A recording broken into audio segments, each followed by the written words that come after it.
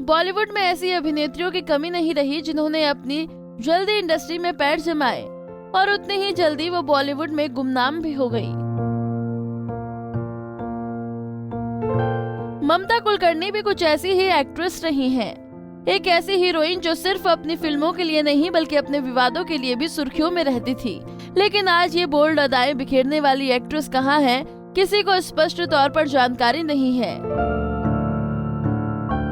सातवें आसमान पर पहुंची ममता कुलकर्णी को जमीन पर आने पर भी जरा समय नहीं लगा। लेकिन ऐसा क्या हुआ जो इस खूबसूरत हीरोइन का पूरा करियर खत्म हो गया और अब खुद को सबकी नजरों से दूर रखे हैं? तो चलिए इस पैकेज में आपको ममता की लाइफ स्टोरी के बारे में बताते हैं।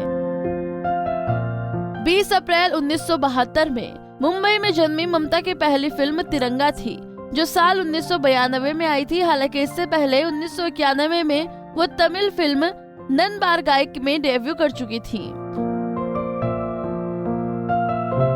लेकिन बॉलीवुड नगरी में उस समय तहलका मच गया जब उन्होंने स्टार डस्ट मैगजीन के लिए साल 1993 में टॉपलेस फोटोशूट करवाया। दरअसल स्टार डस्ट मैगजीन के कवर शूट के लिए खूबसूरत अभिनेत्री की तलाश थी। हालांकि पहले इस शूट के लिए माधुरी दीक्षित से लेकर जूही चावला मना कर चुकी थी।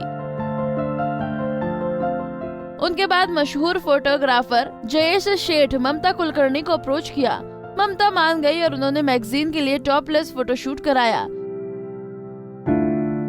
जैसे ही लोगों ने ममता की टॉपलेस तस्वीरें देखी तो एक तरह से तहलका मच गया। कहा जाता था कि उस समय 20 रुपए की कीमत वाली ये मैगजीन ब्लैक में 100 रुपए की बिकी थी। हालांकि इस बारे में एक इंटरव्यू में ममता ने कहा था, ये मेरे लिए एक मूर्खतापूर्ण गलती थी। मुझे विश्वास नहीं था कि मैं क्या कर रही थी।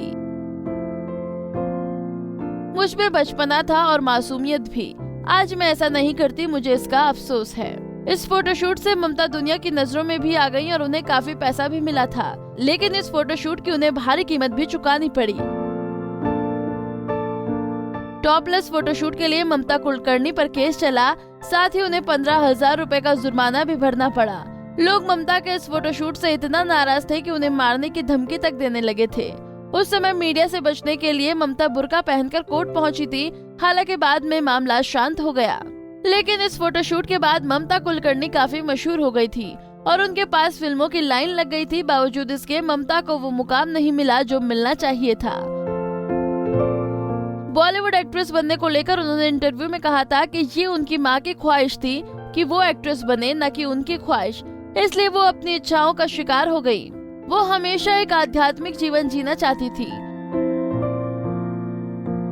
शूटिंग के दौरान भी उनके बैग में आध्यात्मिक सामान होता था, क्योंकि उनके साथ नए नए विवाद जुड़ते गए। साल 1998 में उनकी फिल्म चाइना गेट से एक नया विवाद जन्मा।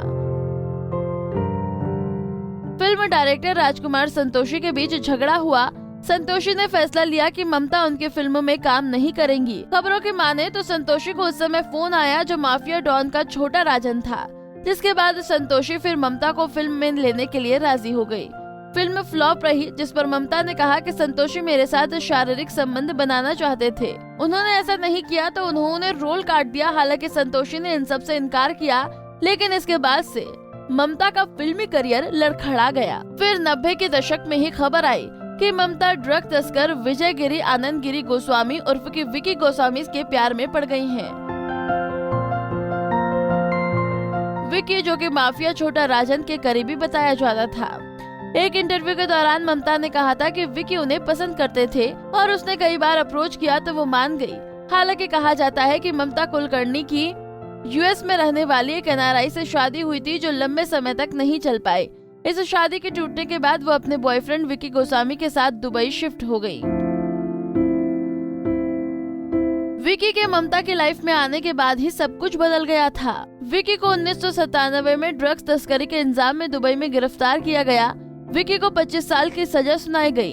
कहा जाता है कि ममता ने पहले तो मुंबई में रहकर ही विकी की प्रॉपर्टी मैनेज करनी शुरू कर दी। फिर वो दुबई चली गई, जहां विकी का एक होटल था।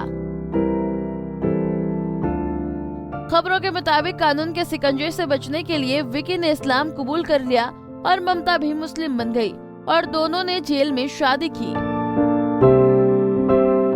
हालांकि ममता शादी की बात से इनकार कर विकी को सिर्फ अपना पार्टनर बताती हैं। विक्की को अच्छे व्यवहार के आधार पर रिहाई दे दी गई, लेकिन इससे 5 साल बाद साल 2014 में ममता कुलकर्णी फिर सुर्खियों में आ गई।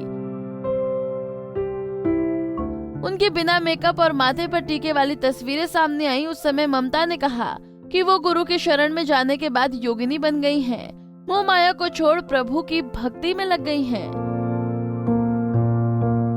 इस दौरान ममता को रियलिटी शो बिग बॉस में आने का न्योता मिला, जिसे उन्होंने ये कहकर ठुकरा दिया कि मेरी जिंदगी बहुत विस्फोटक है।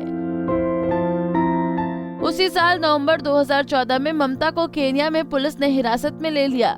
दरअसल एक खुफिया खबर के आधार पर केन्या की पुलिस और अमेरिका की ड्रग इन्फोर्समेंट एजेंसी ने एक फ्लैट में रेड की, जहां विक्की और ममता को हिरासत में ले लिया गया। इस वाक़े के बाद से ममता कुलकर्णी फिर गुमनामी के अंधेरे में लौट गई हैं। इस तरह एक खूबसूरत हीरोइन जिसने आते ही तहलका मचा दिया था, वो गुमनामी के अंधेरे में ऐसा खोई कि कभी वापस ही नहीं आई।